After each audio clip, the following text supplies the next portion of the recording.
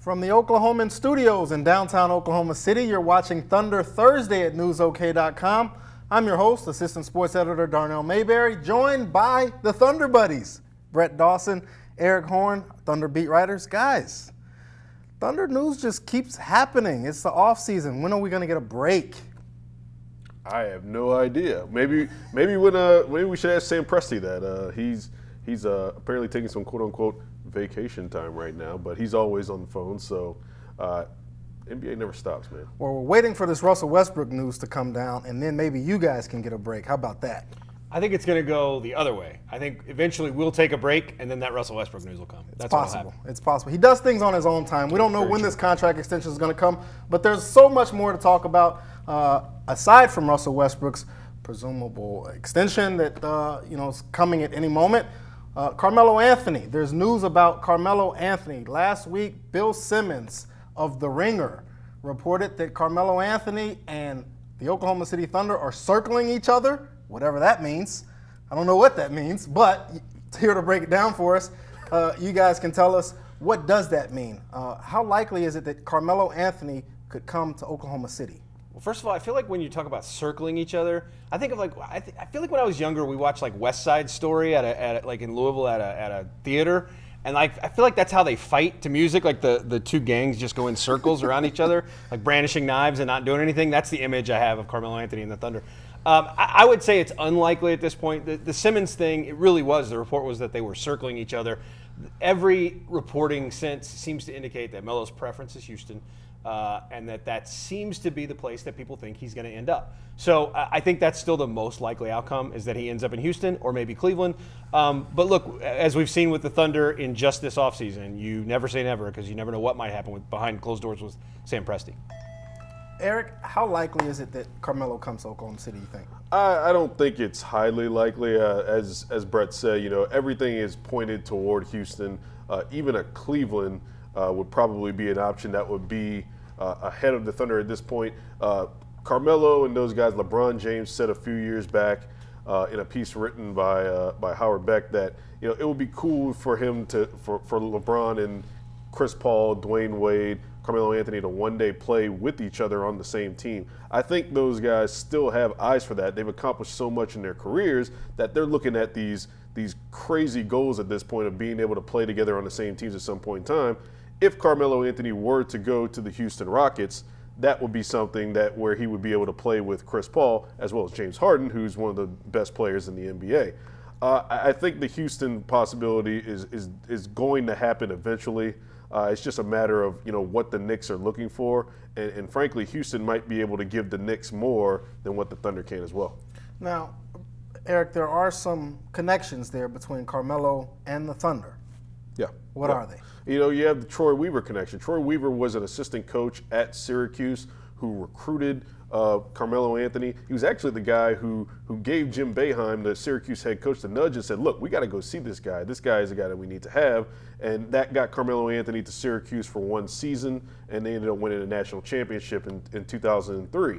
Carmelo Anthony is also from the Baltimore area. Troy Weaver, the Thunder assistant general manager, is also from that D.C. area. So Troy Weaver knows Carmelo Anthony going back to when Carmelo was a teenager.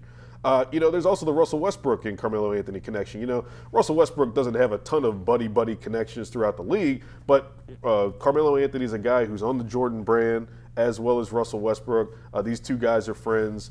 They spent time together on multiple USA basketball teams. They won a gold medal with each other in the 2012 Summer Games. So there's a familiarity there between Carmelo Anthony, the Thunder, Troy Weaver, Carmelo Anthony, Russell Westbrook, Carmelo Anthony. And the Jordan brand connection. And the Jordan brand connection. Yes, I did mention that. Did you mention that? Yes. Okay, all right, just making sure.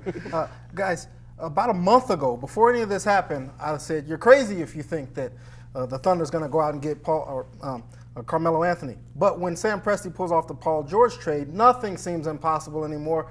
Brett, what makes you think that this might be far-fetched still, even though Sam Presti pulled off that Paul George trade?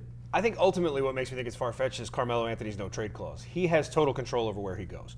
So if he wants to land in Oklahoma City, he could have some say in directing that and making it be one of the teams.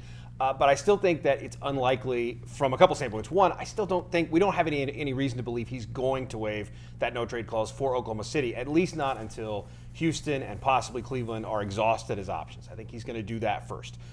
So that, I think, makes it less likely because I think Houston can probably get something worked out. The other thing is that, we would have to see what the Knicks could get elsewhere, but the Thunder doesn't have a whole lot to offer.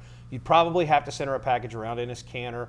Maybe Terence Ferguson would be involved there. Maybe there are future draft picks, but we know the Thunder can't deal any of those for quite some time.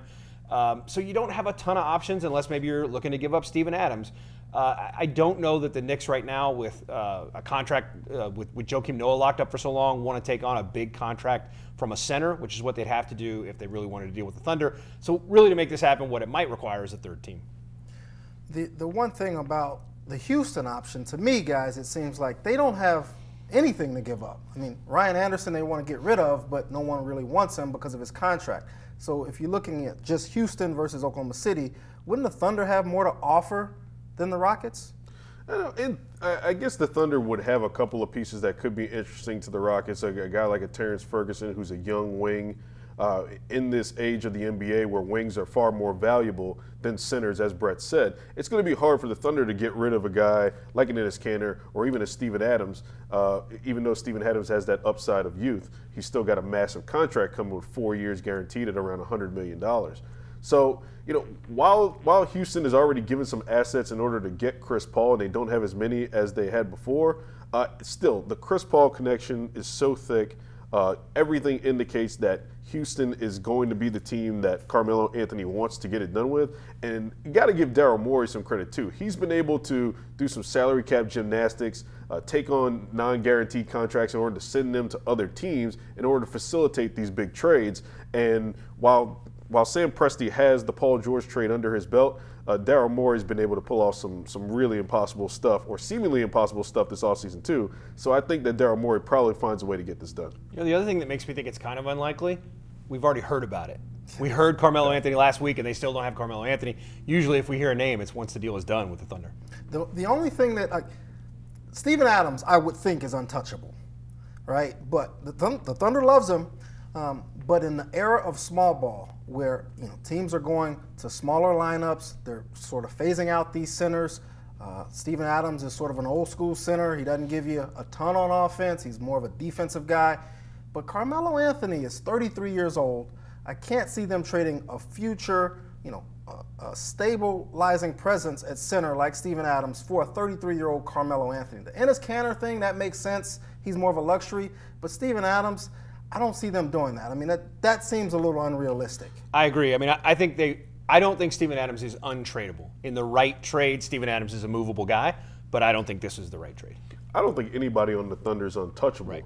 But Russell Westbrook. Russell Westbrook is the only untouchable player in this instance. I think the thing that really is a sticking point for me with the Carmelo trade, or one of a couple of different things, is Carmelo would be essentially the third major player that would be going into free agency in 2018. It's one thing if you've got one guy you're gambling on in Paul George. You already have one in-house in Russell Westbrook who's yet to sign his extension, but you'd also be taking on Carmelo Anthony, and that's a potential of losing 3 guys in free agency while having to send something out. You're running out of things to send out. As you said, the Thunder don't have a ton of assets. So in this instance, are you going to be able to finagle the Knicks or another team into taking the kind of contracts that were taken in the Indiana deal? I don't know if it can happen twice. I wouldn't put it past Sam Presti, but I don't know if it can happen twice. Eric, we've talked about this in the office a couple of times. You mentioned the 3 guys potentially being free agents next summer. Brett, do you think to me, that's a good problem to have. Do you think that that's something that would prohibit the Thunder from trading for Carmelo, given the fact that all 3 guys could be free agents next summer? Wouldn't you rather have that than not? Well, I mean, I guess it depends on how confident you are that you could go out and do things with the money that you would have in that situation if all 3 guys opted to walk. And I don't know how Sam Presti feels about that. We know Oklahoma City has not been a huge free agent destination, but Darnell, we've talked about this before. We've also never seen a situation where they had a ton of money to spend in a situation like that, where they had a lot of money and they were, they've established themselves as a really good franchise. Maybe they could go out and do some things in free agency. I don't think it's a terrible thing if you got all 3 guys and their free agency aligned, It's a worst case scenario that all three of them walk, but then you're in a rebuilding situation and you try to get back to where you were from kind of rock bottom, and maybe we throw the T word in there a little bit if all those guys want to go. Maybe they start to think about tanking. It'd be interesting to see how Oklahoma City would respond to that. But to me, these guys are in win-now mode more than they've ever been in terms of the moves that they're making, the big, splashy moves that they're making. They signed the biggest free agent acquisition that they've ever signed in Patrick Patterson this summer. They pull off the blockbuster for Paul George. I think it's all centered on Russell Westbrook being here, sending a message to him saying, hey, look, we're going to do everything we can to get you help, as much help as we can right now so that we can help you win while you're in your prime years. So it's going to be interesting to see if anything comes of this Carmelo Anthony deal. Certainly something to watch. There's reports that he still desires Houston first and foremost, and Oklahoma City. He would not waive his no-trade clause for. Who knows what's true and what's not. But, guys, let's talk about the fit. How would Carmelo Anthony fit if, hypothetically, they were able to make this trade for him? I think he'd be a great fit. There's question about how much he wants to play the four. There was also that question with how much Paul George would want to play the four if they do play small ball lineups. I think that you figure that out once these guys get. First of all, you get him here first. If he wants to come here, you don't say, "Oh, well, Carmelo Anthony is a bad fit." No. A lot of people are saying that, though, given his reputation. No. Okay, first of all, even if he's not a fit, he's an asset.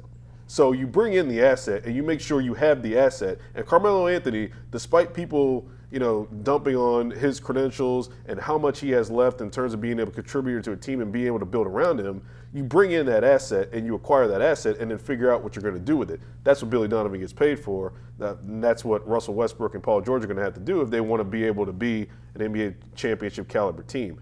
Carmelo Anthony is a guy who played primarily most of his minutes last year at the power forward position for the Knicks. He's shown in Olympic play that he can take a second or third role in terms of scoring. He played very well for the Olympics as that secondary scorer, that third scorer, shot over 50% from three-point range in the 2012 Olympics. I think he'd be a guy who could fit well, and not just with the starters, but in a staggering situation too, where you're playing these guys in different lineups. It's another weapon that you wouldn't have to rely on Russell Westbrook being your primary guy every single minute of the game. Hey, were you guys at the peak when Carmelo Anthony played against the Thunder this year? He looked good. Because I was. Looked really good. He's a pretty good player. He can't do that every night anymore, but he can still do that. It would be a really interesting situation to essentially tell him you're our starting power forward. But look at the things we've talked about with Patrick Patterson. We've talked about the fact they're going to put him in the corner a lot. They're going to give him a lot of opportunities to shoot threes and let Andre Robertson kind of roam and play on the block a little bit, do some post-up things. It would be the same thing with Carmelo Anthony. Now, he's probably not as versatile a defender as Patrick Patterson is, but offensively, he's a much, much better scorer. He can do a lot more things. I think you find ways to make that work, and suddenly now Patrick Patterson becomes your backup power forward. Your bench is so much better. As Eric said, you can play some pretty long stretches with Melo and that bench unit. There's a lot of things you could do, and I think a lot of different kind of buttons Billy Donovan could push. So would there be some defensive problems? Maybe. Would there be some sharing of role problems? Maybe. But that's what you pay a coach to figure things out for. That's what you have stars like Russell Westbrook and Paul George to piece that stuff together for. That's why you build a team the way you build it, is to be able to add a piece and figure that stuff out. The old saying is you can't teach an old dog new tricks. And Carmelo Anthony has a reputation of being a ball stopper. He likes to go ISO and get his own shot and sort of take over the offense. But Billy Donovan's system is more of a player movement, ball movement, extra pass system. Do you think those two things could mesh well together? And how would Melo take playing a second fiddle to Russell Westbrook and potentially Paul George, because he's probably going to have to be the third option behind those guys? Olympic Melo. Olympic Melo is the rallying cry. All you can do, it's the only thing you have to go on, is that he's shown an ability to do this. He's been the man for a lot of his career, but he's been willing to step out in international competition and be maybe the greatest international player of all time. I mean, like in international competition, Carmelo Anthony might be as good a player as there is. He's such a good fit in that kind of style. But there's also a mentality that goes into doing that, and he has shown a willingness to do it. I think if you followed his career, it's always seemed like he was going to have a second act of his career where he did that kind of thing on a good team. The question is he ready to do it yet? Okay. The question is, where does he want to do it? Because if he goes to Houston, he's going to be in the same situation essentially he's in with Oklahoma City. He's not going to be the first option for Houston. James Harden's going to be the first option. You could debate that he would be the second option between he and Chris Paul, but even then Chris Paul is probably going to have the ball in his hands more than Carmelo is because he's a point guard. It's just the natural workings of the position. And if he goes to Cleveland, you know LeBron James is going to be the first option no matter what. So anywhere that Carmelo wants to end up, he's probably not going to be the first option. And if he is the first option wherever he ends up, he could stay with the Knicks and be the first option, and he won't win many games. All right, guys. I'm sure you guys are going to be following this story. Stay with these guys for all the latest on Carmelo Anthony rumors. But let's move on right now to some more news that came out this week. Brett Dawson broke the story on uniforms. New uniforms coming out. We had the first look right here on newsok.com. A story in this morning's editions of the Oklahoman. Guys, first impressions of these new uniforms. They're sort of the same, but they're different. Yeah. What were your impressions of them? Can we put air quotes on new uniforms? Yeah. I mean, they're effectively the same uniform. I mean, Nike is making it now instead of Adidas, and so there's some different technology. It's a lighter thing. It's made from recycled materials. It's supposed to wick sweat better. But from the things that fans can see, particularly in a picture, you don't see any differences other than really there's the little OKC on the waistband. That's really the biggest change on the shorts. The jerseys look almost exactly the same. That's by design. The Thunder feels like as a relatively young franchise, it's building a brand. It has an identifiable brand. It really doesn't want to change that. Eventually there will be some alternate uniforms that'll look different. But for the basic blue and white uniforms, which aren't called road and home anymore, one is icon and one is association. We're going to call them white and blue because I don't know which one of those is which. They wanted those things to be very similar to the point of minimal to no change. Impressions?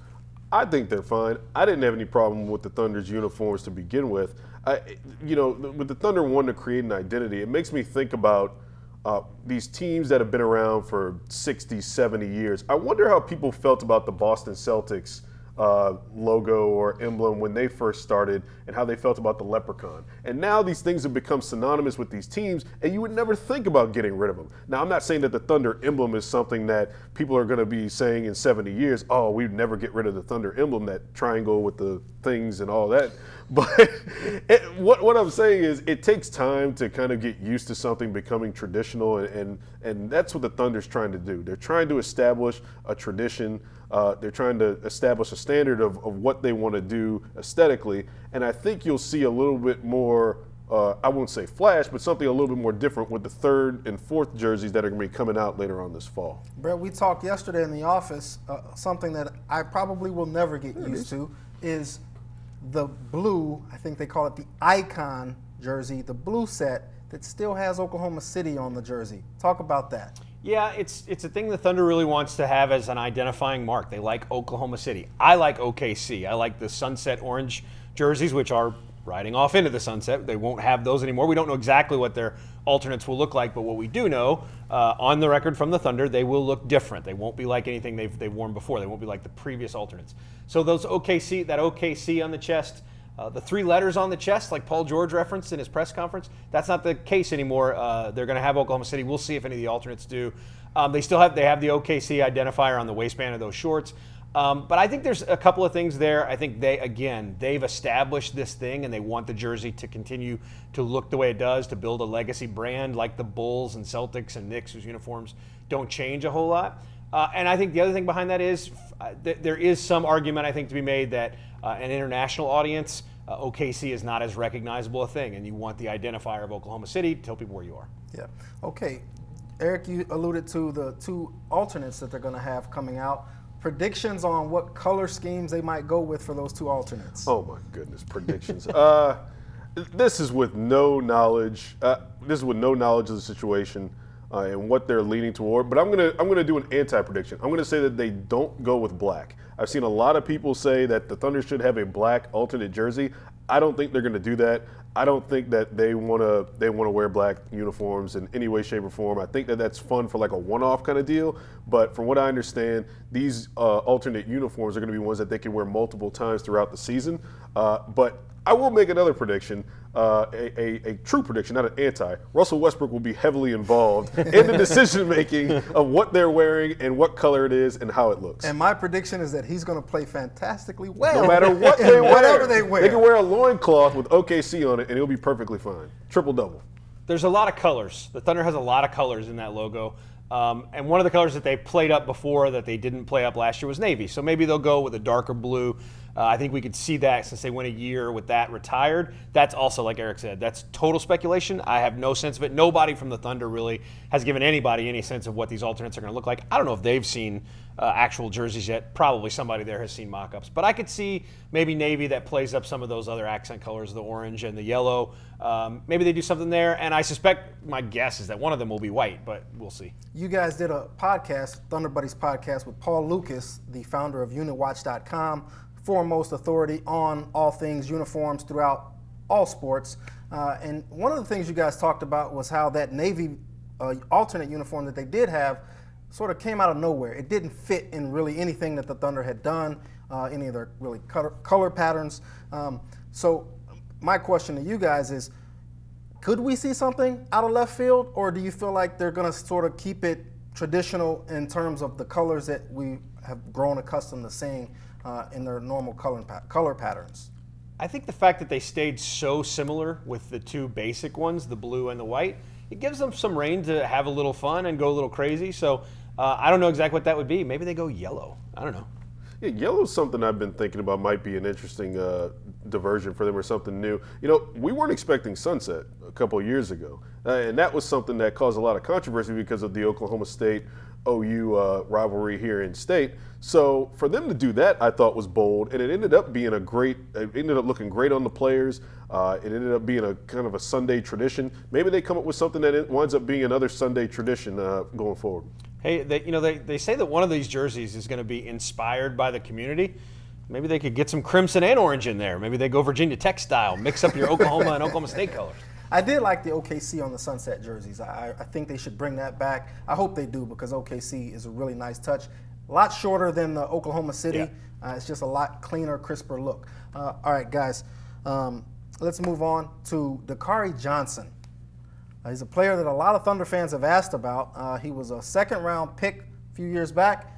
He played a couple years in the D-League, and now they signed him. Brett, what can you tell us about Dcari Johnson? Well, he's kind of an old-school player. He's a 7-footer who's a really good low-post scorer, but really kind of plays below the rim. I mean, that was his reputation coming out of Kentucky. I covered him for his 2 years there at Kentucky.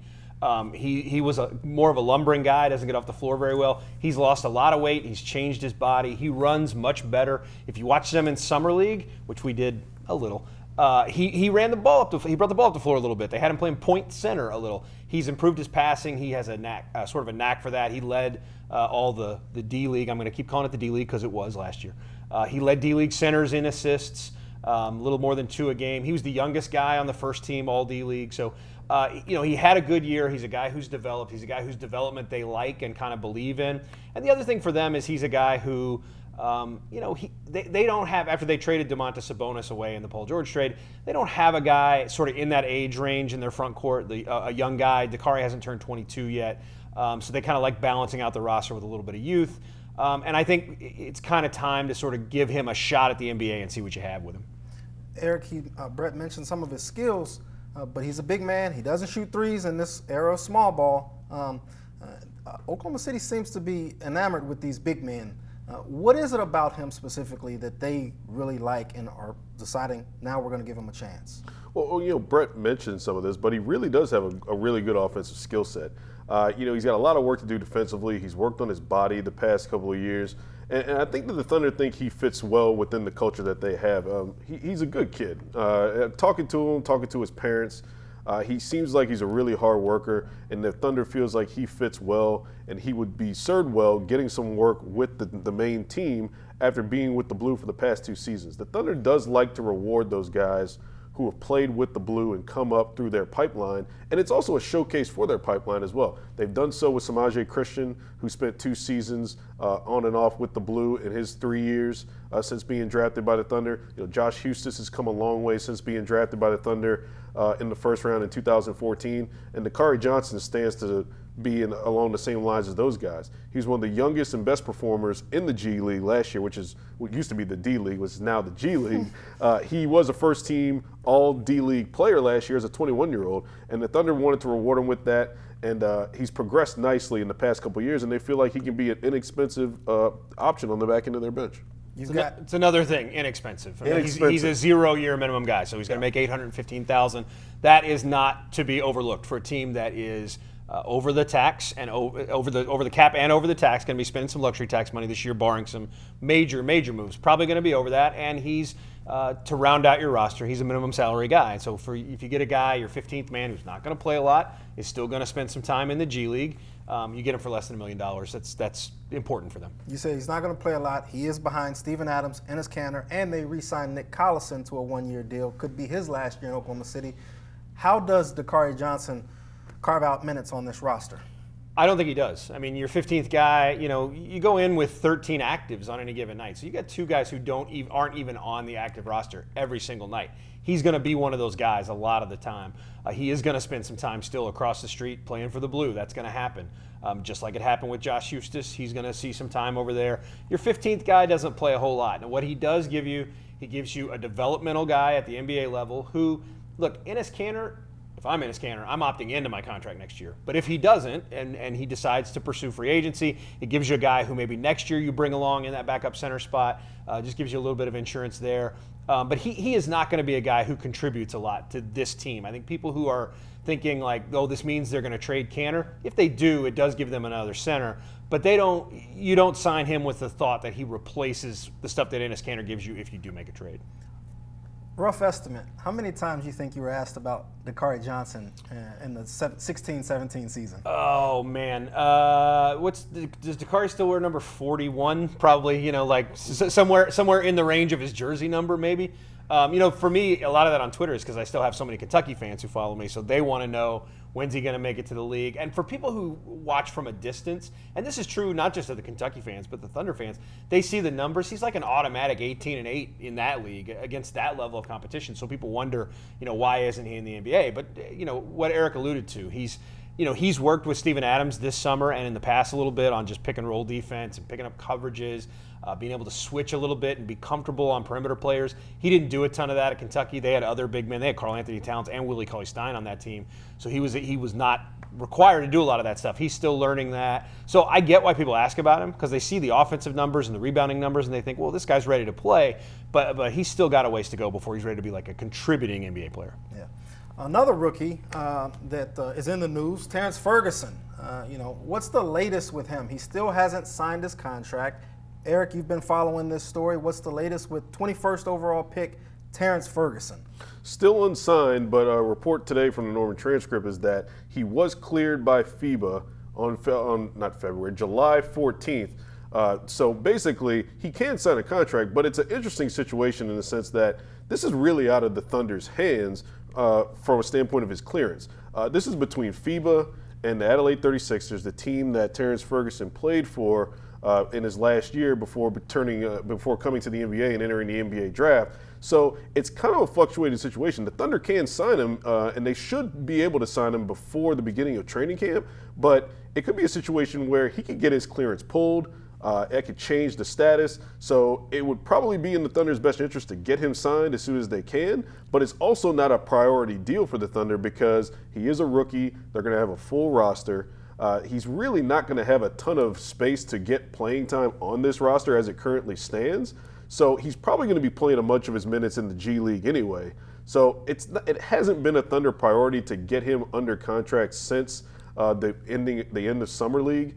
That's really where they wanted to get him those minutes and have him under contract in order to play. So now that Summer League's over, it's not a huge priority right now for the Thunder. The other thing is the Thunder loves its flexibility, right? And so while he can negotiate a contract and sign it now, and there is negotiation in rookie contracts, there's a rookie scale, but they could sign for as little as 80% of it, as much as 120% of it. If the Thunder doesn't sign him, they can trade him whenever they want. They can trade him at any point because it's still just draft rights. If you sign the guy to a contract, then there's a 30-day waiting period. Same thing with Dcari Johnson, for example. When a draft pick signs a contract, then it's 30 days. We saw this happen with Andrew Wiggins a couple years ago. Cleveland signed him, and then literally 30 days to the day after he signed, they traded him. Couldn't do it before then. So, you know, he may not be a priority from that standpoint. If you're pursuing, let's say you're pursuing a Carmelo Anthony trade, very likely that he would need to be involved. The Thunder only has so many young assets. So you might want to hold off on signing a contract until you're sure that you've exhausted all those options. That also might not be the case. We don't know for sure that's why, but it's one reason why they might not have signed a contract, even if he gets the clearance. It just all seems strange. Like, how common is this, Eric, that FIBA and an overseas team holds up the process of a first-round draft pick coming to his NBA team? I mean, it happens, but it doesn't typically happen for this long. It typically gets resolved before it's gotten to this stage. I mean, Terence Ferguson was drafted, I guess, the second to last week of June, and now we're approaching about a month since. It's actually around a month since he's been drafted. It usually gets resolved in that period of time. You had a guy like Ekpe Udoh, who's from Edmond, who had his FIBA clearance kind of in limbo before he signed with the Utah Jazz a couple of weeks ago. You had Norris Cole, who was kind of in limbo before he came over from China last year, was able to sign a contract. But it typically doesn't take as long as it is with Ferguson, which now that he's cleared, and he has been cleared reportedly for almost 2 weeks now, it kind of brings up that idea that, you know, maybe this guy is potentially going to be thrown into a trade since the Thunder may not want to wait that 30 days and have a solidified roster going into training camp. They know that they can offer up Terence Ferguson to anybody in order to complete that deal in the time for training camp to begin. For his sake, I hope it gets done. I mean, you make your NBA dream come true, and then all of a sudden you have to wait and you don't have your contract. I just hope it gets done for his sake.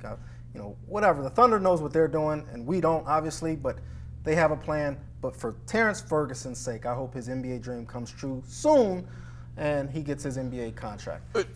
Just one more thing on Ferguson. It's the gift and the curse of the Terence Ferguson saga is that he is valuable. He's valuable to the Thunder. He's valuable as a prospect, but he's also valuable to other teams because he's 6'7", he's 19 years old, and he's a wing player in the NBA. That's kind of like hitting the jackpot. And he's got crazy athleticism. So that's enticing to other teams. The longer the Thunder can wait to sign his contract, knowing that he's really going to be a non-factor on this year's roster, the more enticing that is to other teams that they can get a deal done, whether it's tomorrow, 5 days from now, or 10 days from now. Maybe the Knicks and maybe the Knicks. GM Scott Perry are enamored with him. Who knows? Maybe Carmelo at Oklahoma City with Terence Ferguson full at circle the center of it. Who knows? All right, guys, let's wrap it up on this. We're coming up on August 1st. It's Tuesday. The NBA schedule generally comes out sometime first, second week of August. Who knows when it's going to come out this year? But let's take some predictions. The Thunder has this overhauled roster. They've got Paul George. They got Patrick Patterson. They've got Raymond Felton. They also got Russell Westbrook. What do you think the Thunder is going to open up with? Which team do you think the Thunder is going to open up with? And which team do you think the Thunder might play on Christmas, presuming that they get a Christmas Day game?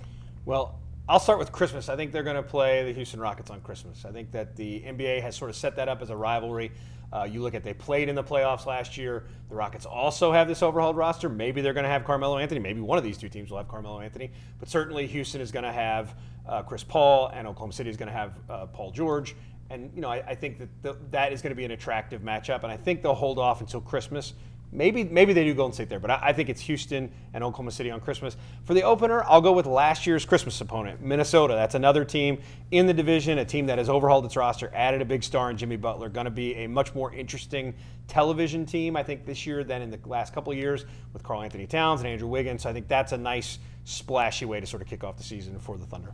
Eric. Brett kind of stole a couple of mine, or we've talked about this so many times that we have kind of similar feelings on this. I think they open up with Minnesota. That's a hot new team in Minnesota with a lot of new parts. Jimmy Butler, Karl Anthony Towns, and Andrew Wiggins are rising players. It's a division rival, and they've had some good battles in the past couple of years with Minnesota as well.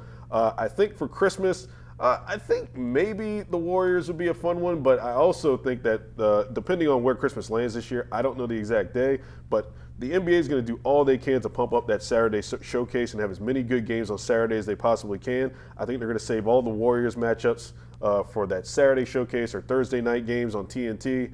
And maybe Christmas, let's get something like a Clippers game with Blake Griffin coming home or something like that. Ooh, Another interesting Christmas matchup could be maybe the Thunder going to Indiana and be Paul George's return to Indiana. That might be better not put Indiana. I just don't see why the NBA wants to put Indiana. But this is the thing. They're not going to have this model to showcase Christmas jerseys anymore because I think that's apparently going away. Everybody's going to get a jersey around the holiday season. So maybe a Christmas game would be interesting if Paul George is getting his head booed off in Indiana. One last thing on the jerseys, guys. When can they buy the jerseys? New jerseys? September 29th at the Thunder's, like at the online store, and I assume that'll also be the NBA store. Not 100% sure if that's also when all the other Nike like apparel and things like that will go on sale, but September 29th for these two, and then the others, the alternates will be released closer to or after the start of the season. All right, thanks guys, and thank you for joining us. That's all for Thunder Thursday. For the best Thunder coverage anywhere, stay with these guys right here at newsok.com, and make sure to read us every day in the Oklahoman.